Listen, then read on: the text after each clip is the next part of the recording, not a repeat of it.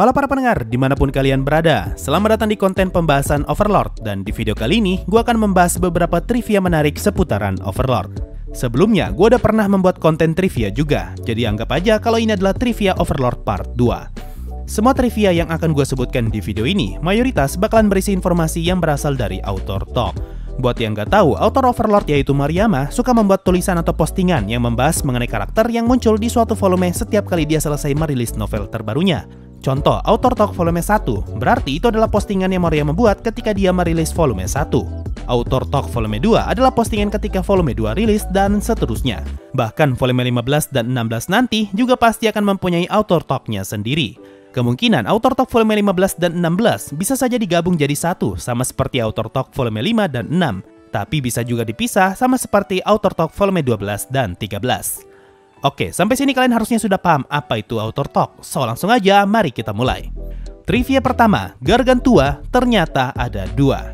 Kalau kalian baca versi manga Overlord di chapter ke-23, chapter ini bercerita tentang Ainz yang menyetujui rencananya Cocytus untuk mengampuni para Lizardmen. Pada saat itu, Ainz ingin mengutus Gargantua ke dalam rencana ini, dan dia pun bertanya kepada Albedo mengenai persiapan pengaktifan Gargantua.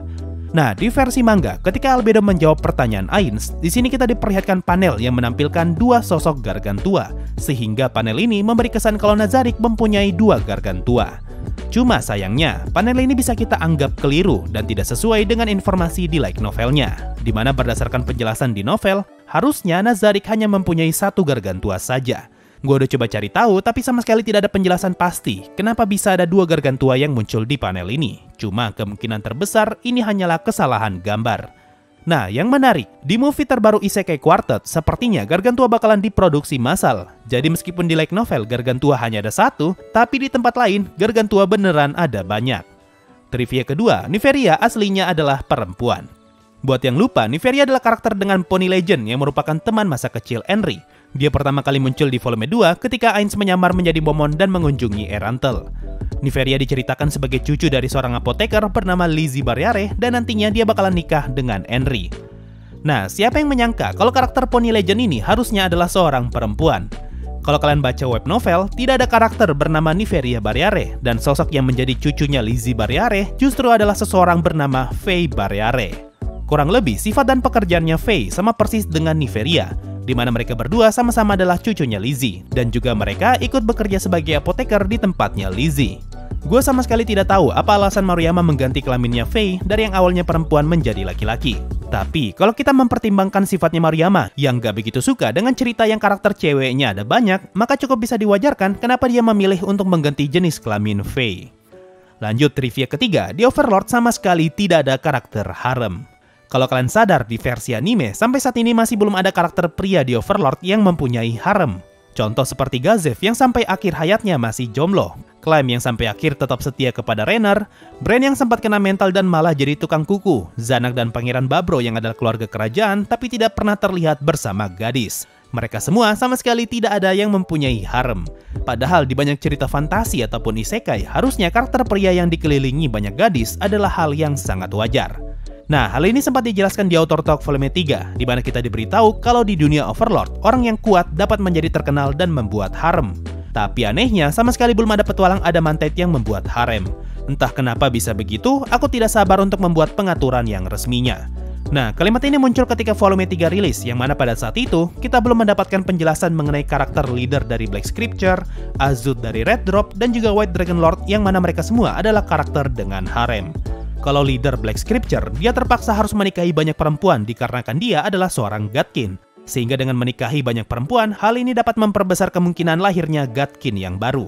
Lalu untuk Azut, di volume 14 kita diberi kesan kalau dia adalah seseorang yang suka bermain dengan wanita. Bahkan ketika pertama kali bertemu Lakius, Azut sedang berada di kamar bersama dengan dua orang perempuan.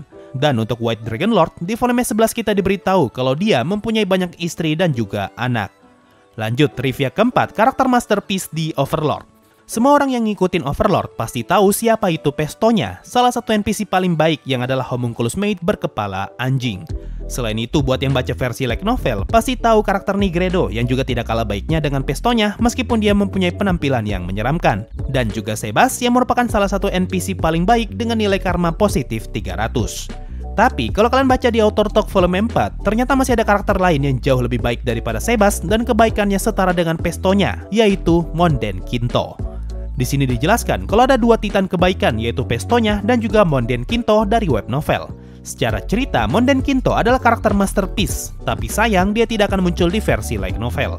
Nah, meskipun Maruyama bilang kalau Monden Kinto tidak akan muncul di light novel dan hanya ada di web novel, tapi sebenarnya karakter ini juga belum pernah muncul di versi web novel Overlord. Kemungkinan ini karena web novel Overlord tidak lagi dilanjutkan semenjak Maruyama merilis versi light novel, makanya karakter Monden Kinto tidak jadi muncul.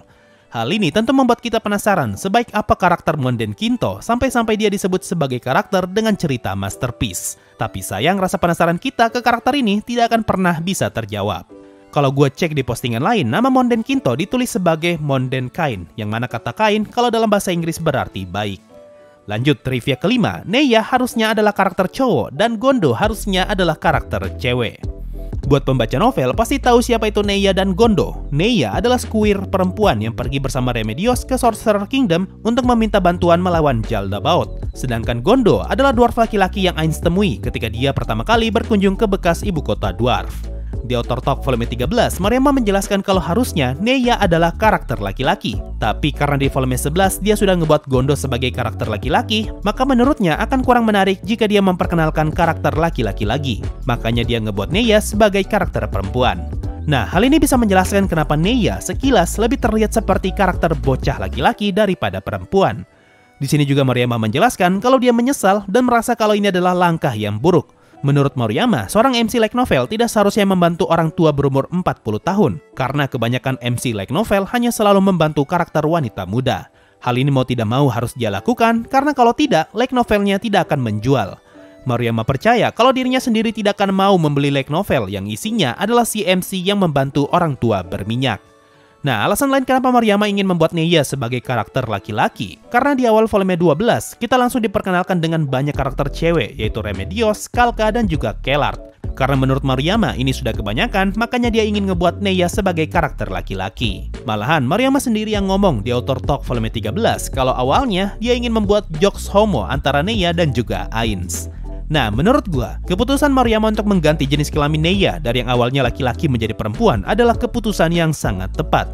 Karena terbukti, meskipun penampilan Neya tidak begitu cantik, tapi karakter ini sukses menjadi salah satu karakter yang paling disukai para pembaca Overlord. Lanjut, trivia ke-6 adalah Overlord ternyata punya headset. Di Author Talk volume 12, bersamaan dengan perilisan season 2 Overlord, Maruyama juga mengumumkan penjualan headset Overlord yang diberi nama AHA GC20 Headphone of Ainz All Gone. Headset ini bisa kalian beli di situs Epten Jepang dengan harga 35.444 yen, atau kurang lebih kalau dirupiahkan adalah 4.100.000 rupiah. Secara penampilan tidak ada yang spesial dari headset ini, malahan bentuk dan warnanya sama persis dengan headset Denon AHA GC20 biasa. Tapi yang membedakan headset ini dengan AHA GC20 biasa adalah kotak headsetnya yang mempunyai ilustrasi Ainz All Gone. Selain itu di dalam paket penjualan, kita bisa mendapatkan ilustrasi Ainz Boton Sobin Sensei dengan ukuran B2. Dan juga kita akan mendapatkan kartu ucapan terima kasih berkualitas premium yang mempunyai nomor seri. Headset ini bisa di-pair dengan menggunakan Bluetooth dan juga mempunyai fitur Active Noise Cancelling, di mana setiap kali kita mencoba pairing dengan Bluetooth dan juga mengaktifkan fitur Noise Cancellingnya, bakalan muncul suara custom dari para pengisi suara Overlord. Yang mana headset ini mempunyai suara dari karakter Ainz, Albedo, Shaltir, dan juga Naberal Gamma. Nah, kalau kalian tertarik untuk membeli headset ini, linknya sudah gua taruh di kolom deskripsi. So, itu tadi 6 trivia Overlord yang mungkin belum pernah kalian ketahui sebelumnya. Sebenarnya masih ada 2 atau 3 trivia lagi yang gak jadi gua masukin di konten ini, karena kayaknya bakalan lebih cocok kalau gua jadikan konten terpisah. Mungkin itu saja untuk video kali ini, makasih semua yang sudah mendengarkan, dan bye-bye! Sebelum masuk Saweria, gue ucapkan terima kasih banyak untuk para petualang Adamantite di bulan Mei ini, yaitu Excel Staderlin, AFK_Mode, dan Fadil. Yo, waktunya Saweria ada dari HD Kode. Bang, suka dengan cerita misteri? Kalau suka, review karya abnormalku ini. Mangatun atau noveltun, server ID, isekai online author HD Kode.